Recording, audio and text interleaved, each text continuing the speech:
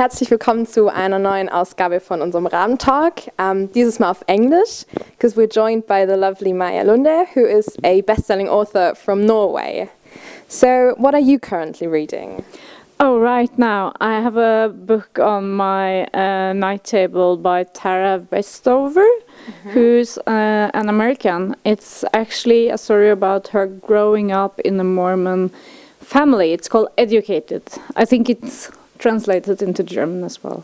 Okay, that sounds interesting. What's more fun to you, or more important, writing kids' books or books for adults? Well, both. But actually, sometimes I'm asked if I'm to quit writing for kids now that my books for adults have had such great success. But I think if I would quit something, it would be writing for adults. Because giving children new stories and making them read is one of the most important and fun thing we can do.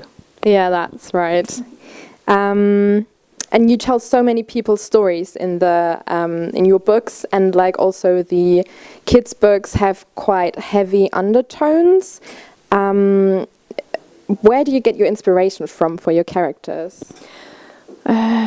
From everywhere. Sometimes from research. I do so much research for the last book. For example, I had to do the research about Mongolia, about Russia, about horses, about living in the 19th century, about the war. So I get it from everywhere. But I guess also all my characters do have some resemblance with me, or I wouldn't be able to write about them. Okay, well that's, yeah. And since Greta Thunberg, everyone's talking about climate. What was your personal moment? Like, was there a moment where you thought, I have to write these books, or where did the idea come from? Well, it all started with the history of bees, and the history of bees actually started when I saw a documentary about colony collapse disorders and the bees' importance for us. And when I wrote the history of bees, that theme opened up to so many other stories, and I kept getting ideas for new people. They were sort of popping up in my head. Two of them found a way into the history of water.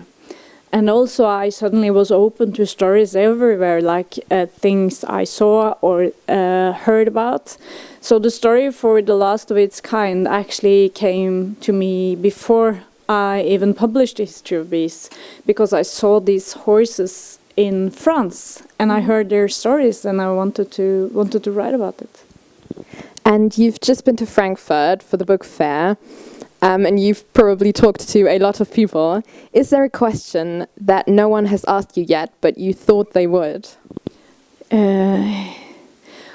I'm usually asked about climate, but in my last book I actually do also write a lot about passion. And no one has asked me about that yet, so maybe it will come. So, how do I say thank you so much for talking to us in Norwegian? Tusen takk for at du ville snakke med oss. I was going to repeat that, but that actually sounds really hard. Only say thank you. Tusen takk. Tusen takk for talking to us. We are super excited for this evening, and we hope you enjoy your time too.